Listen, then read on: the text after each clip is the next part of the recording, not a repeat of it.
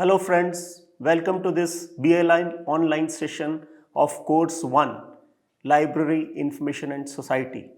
We will be discussing today the first topic in this course, role of library in society. In fact, the purpose of this is to relate library with society. We will be discussing how the two are related to each other, how the two depend on each other, how a library needs a society, and how society needs a library. So we'll be focusing our discussion on how the with changing times library has also changed itself, how the changing society has led to the developments in the library, and how library has contributed its role in the development of the society. So let us begin our discussion. If we try to see our society, you would observe and agree with me that the society works through institutions. You see here on your screen some examples of institutions. As the child grows, the child enters a school. That is an example of an institution.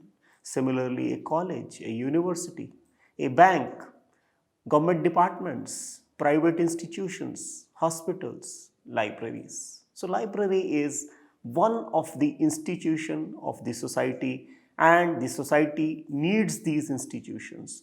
The society works through these institutions. So the development of the society, the working of this society, functioning of this society is dependent on the functioning of all these institutions. The performance of these institutions really lead to the performance of the society. Now this society too has been changing. You all know that we have moved through different types of societies: the Stone Age, the agricultural society, the industrial society, the post-industrial society, and within the post-industrial also we have been talking about the information society, the knowledge society. The society in which we are living today, it is characterized as a integrated and self-conscious society. We are living in a highly ambitious world, a highly motivated and developing society.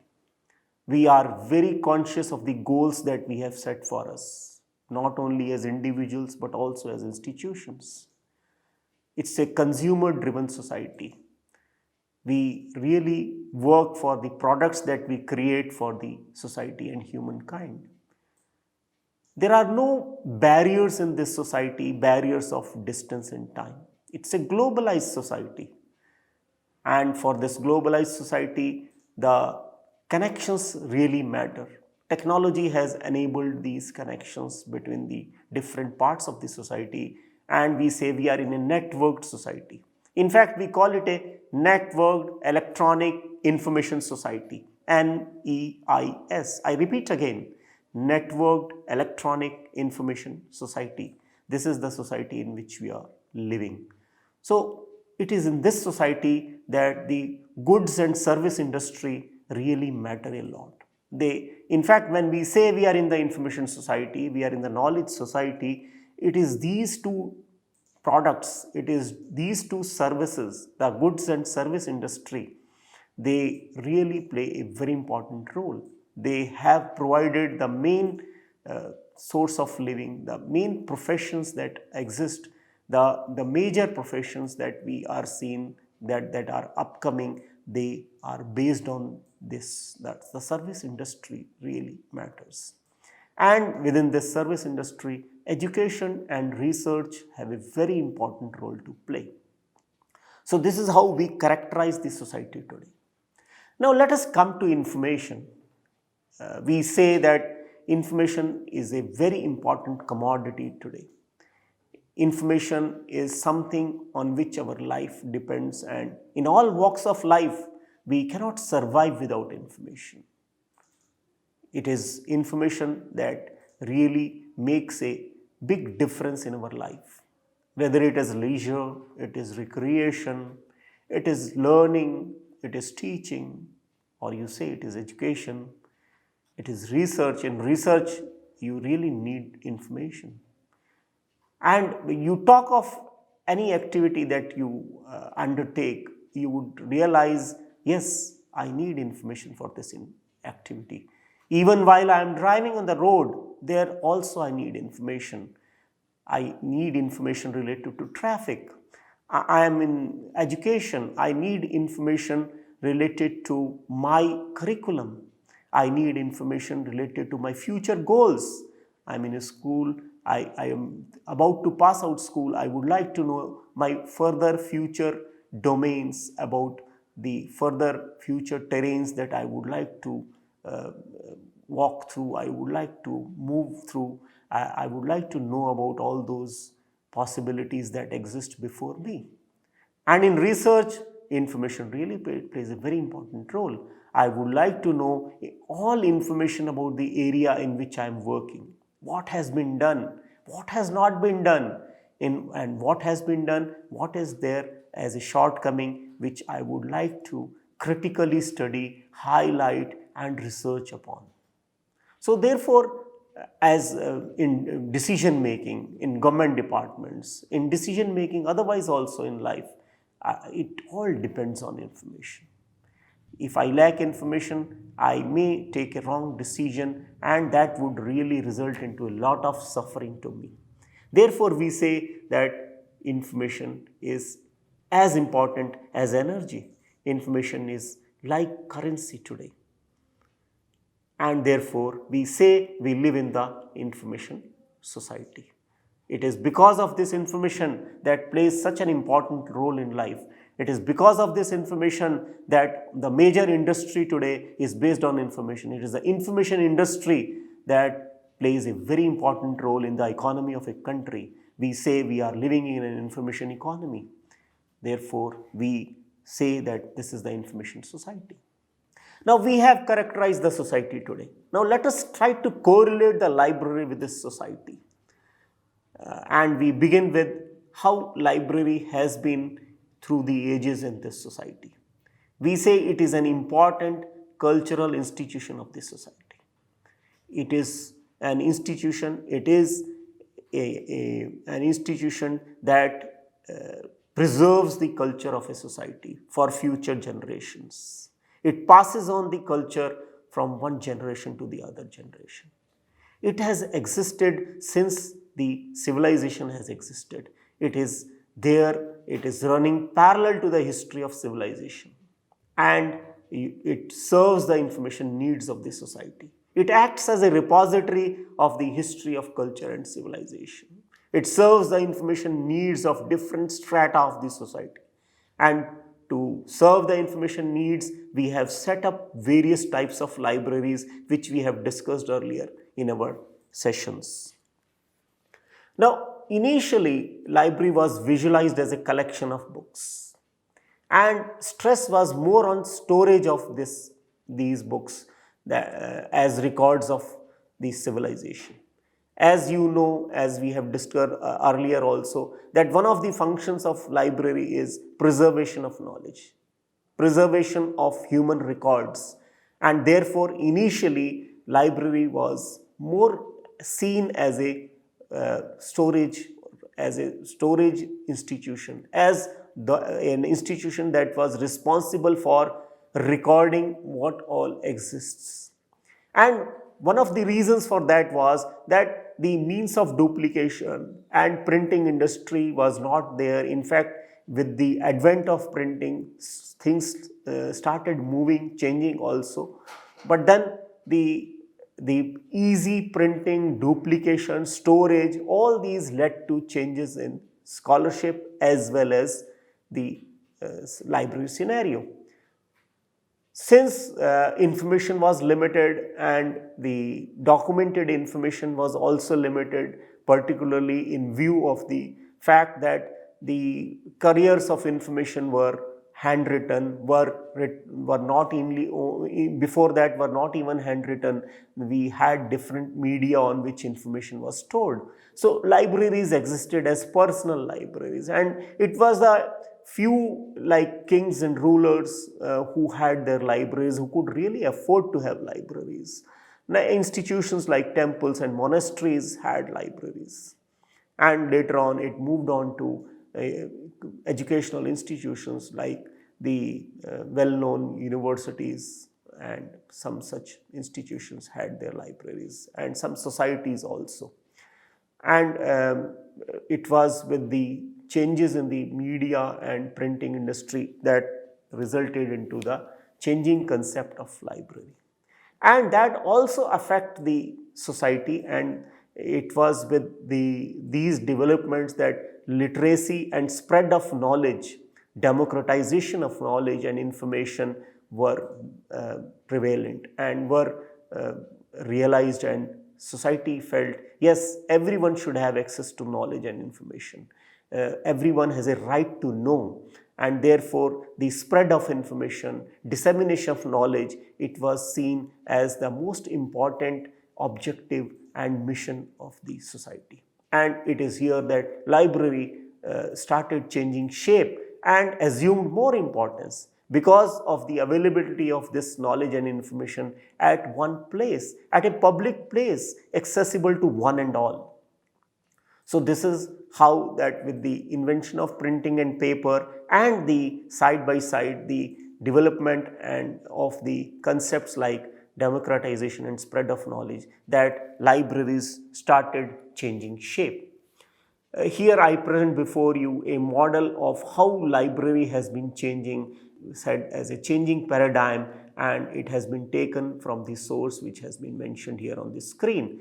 That initially library was viewed as a custodian of books, and it moved on to the picture or concept of a service provider. So with the initial thinking and the philosophy of libraries that we need to preserve these books, it was changed to we need to provide service based on these books. We need to disseminate this information. We need to propagate this information. We need to encourage people to make use of these books. So it is just the opposite. Initially, the library never liked people using and consulting these books, but that is why it is said as a paradigm change. So libraries were thought of as collection of printed books, one medium only, but now it is multiple media, the digital media, the electronic media, and microfiche, microfilms, and whatnot. All sorts of media, whatever exists, is available in the library. Libraries used to be defined as a collection within the four walls, but nowadays this also has changed. A library cannot survive on its own. No library can say or guarantee that it can serve the information needs of the users from its own collection. Every library is dependent on other libraries. So it is not the own collection, it has to be using the collection of other libraries. Maybe even the information needs of the users are such that they may not be available as documented knowledge. The library may have to take help of human resources, human experts. So there is no limit while serving the users that a library says that we do not have this information, we do not have this book, we do not have that document. No, this answer is not given by libraries these days. They try to serve the information needs of the users from wherever possible. Ranganathan has given a law of library science which says save the time of the user and staff. Ranganathan, when he gave this fourth law of library science, he meant to say that service in time is the service that is really matters. In case it is not provided in time, it is no service that you are providing, and therefore time is an important referent when you talk of providing services. Therefore, it used to be to provide service in good time, as fast as possible, but now the paradigm changes, that the view now is that it should be service just in time. When the user wants it, expects it, it should be provided to the user. And therefore, libraries have changed themselves, that they are preparing themselves to serve their users even before the users coming and asking them for this service. So this is another change in the philosophy of libraries that has happened.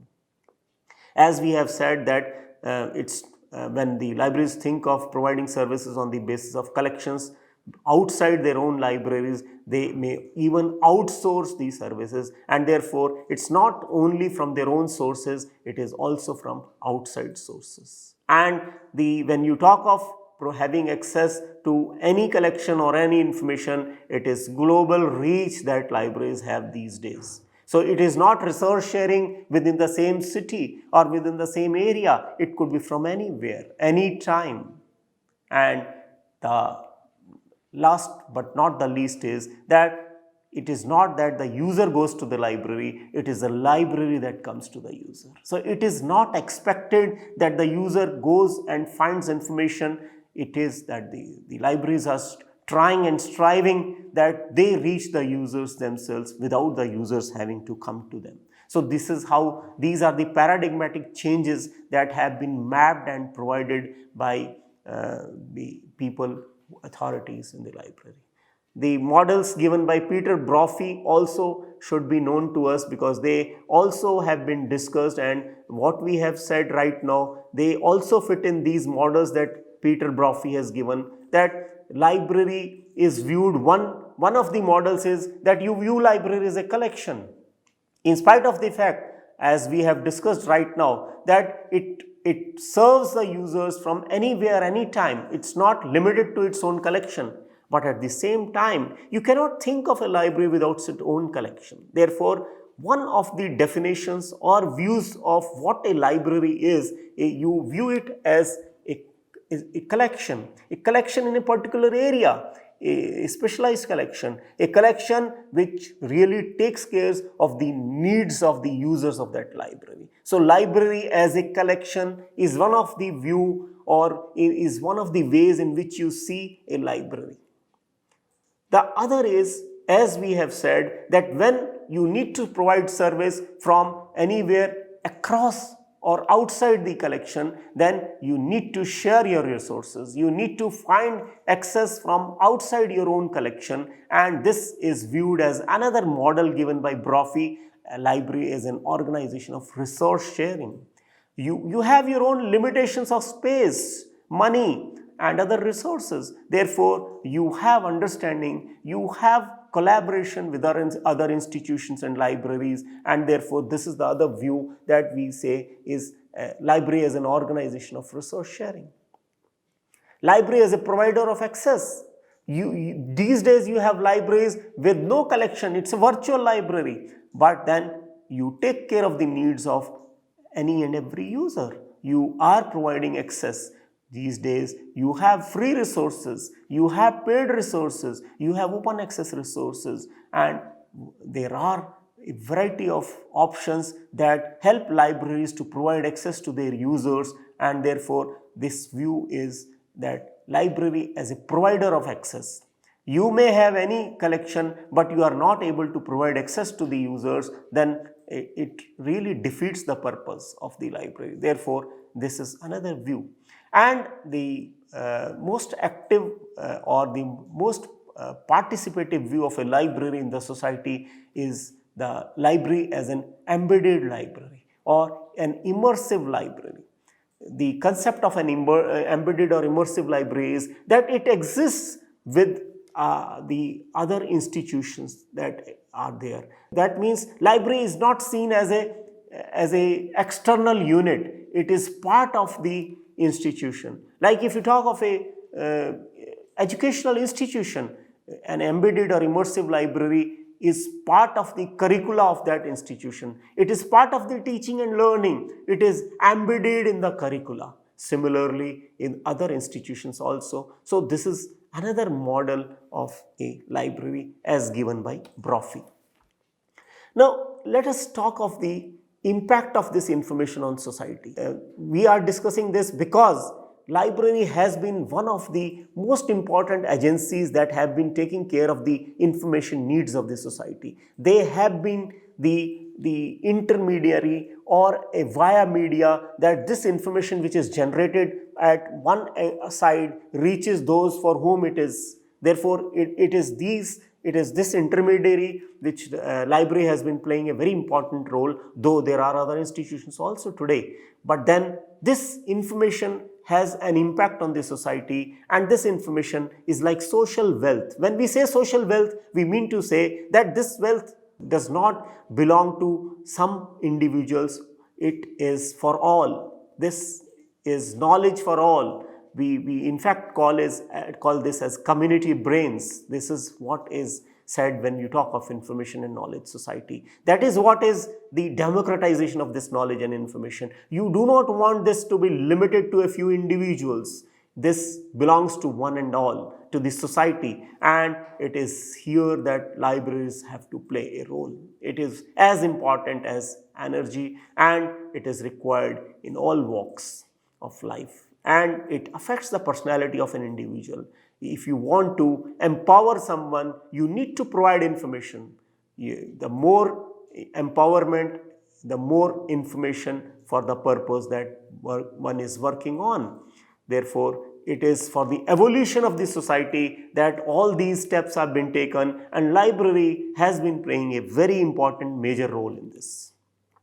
As we have said earlier, that the society has moved on, it has developed from, as we said, from the pre-agrarian age, the agrarian age, and the industrial and post-industrial, and in the post-industrial we call it the information society, and there have been experts who have been defining these, characterizing these different societies.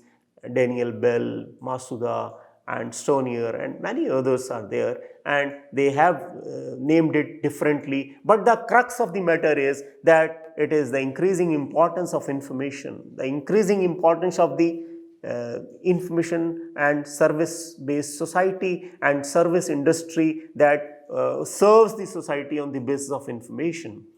And ICT has really played a very important role, and at times there is a view that tries to correlate, that tries to equate this society with the developments in information communication technology.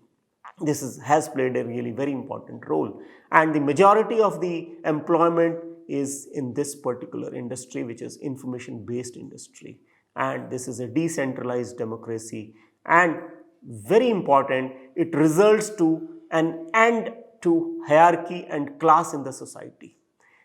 All are equal. We are trying to move towards equality. This is a very important role that this information plays, and libraries are really trying to see that this is achieved.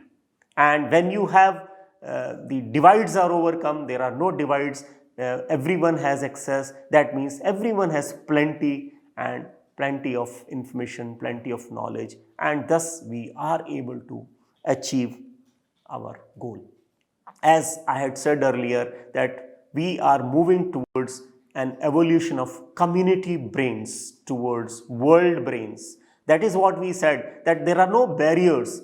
What is known in one part of the world is known in the other part of the world also. There are no barriers towards access to this information and knowledge. This is what is the goal of this information society. And why it's so difficult to achieve this? Because the information is too much, it is exploding, data is too much, and everyone wants to have access to this information. The society is so information conscious that they want to have everything. They want to have at their fingertips all information, and it's everyone cannot have it. Everyone has limitations. Therefore, this is a real challenge. But then the developments in information communication technologies, they are helping to achieve these quite a lot. Now let us talk of the social and cultural role of this library. As we have said, we are moving towards removing the divides. That means we want to see everyone to be literate, everyone to be well informed, everyone be able to take decisions which are informed decisions, and one is able to achieve the ambitions, and one should be able to take a decision about what one can achieve.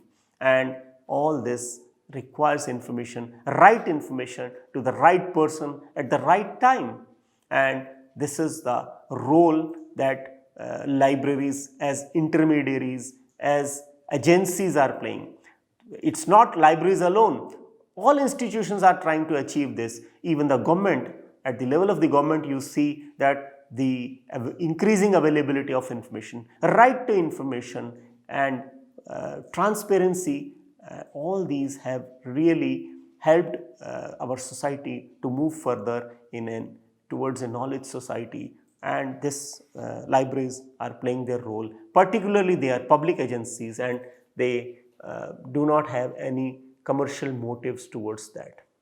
They act as a community information center. When so much of information generated by different organizations, there has to be an agency which provides access to all, which is common to all, which opens the gates towards all these different types of information, and it is this information that library is playing. Not only providing access to that, also preserving that knowledge and information, and not only preserving this knowledge information that is documented, not only preserving this knowledge and information that is explicit, but also the non-documented information, also the tacit information. The libraries are really trying to provide this tacit information also at one place and provide access to that. And that is why it is here that I said that when you talk of information, it may not be limited to information which is public information or public knowledge. You need to find information available to people in the society and tap that knowledge and information and make it available to us. Recreation role of libraries has been very well accepted and acknowledged also, that for the recreational needs, light reading, and for the development of the personality of children in particular, public libraries have been playing a very important role. And for light reading, for relaxation, for a calm composure, people go to the libraries, and libraries really take care of the needs of different strata of the society. As I mentioned, public libraries in particular, they provide general awareness needs they satisfy of the society, and also they have their role in education. And different types of libraries at different levels of education, starting from the school to the college to the tertiary sector to the specialized knowledge and research institutions, libraries have been really helping these institutions to achieve their goals and mission by serving information as expected of such institutions, for not only to impart the curricula, but also self-learning and development of the personality for contributing to the society. As we have discussed earlier also, in research, you really need information, highly specialized information, highly focused information, whether it is individual research or it is team research, whether you are working as part of a degree or doing research otherwise, you are doing a research project, and library is part of it. And these days, when you're talking of an immersive or an embedded library, it is part of a project, and the library, the experts or the library professionals, they have their own well-defined role feeding the people who are directly engaged in research. And it's not only this information per se, but also playing a role in the information cycle, seeing that this information is ethically used and people know how to use this information and create information out of that. Libraries have been playing a role there. There is a feeling today that when all information is available in digital form, do we really need libraries as a physical place? But then there are people who have counteracted, who have given counter views. No, as a place, library will ever remain important because it gives an environment suitable for study. It stimulates learning. It provides a place for discussion, for exchange of thoughts, for generation of knowledge, and that is why libraries too have changed themselves. They provide spaces for discussion, for collaboration, for lectures, for book discussions, and therefore there are separate areas for calm reading, for individual reading, and there are areas where you can interact, you can discuss, and you foster new ideas to come out and really help the society. Without technology, you cannot think of information, whether it is generation of information, it is storage of information, or it is dissemination of information. And these developments in information communication technology have been very fast, and when the new technology is invented, it is a little relatively costly also. And here again, library has played a role that not only provides access to this technology but also acts as an enabler to this technology. It teaches the society how to use this technology, what are the advantages and benefits of this technology, and therefore as a technology enabler also, library has really played a role. So we have discussed the different roles of the library, how library is really helping people to achieve their goals in this highly ambitious world in which we are living, the information society. And we have seen how library has adopted and adapted itself to these developments and is an important institution of this society. Thank you.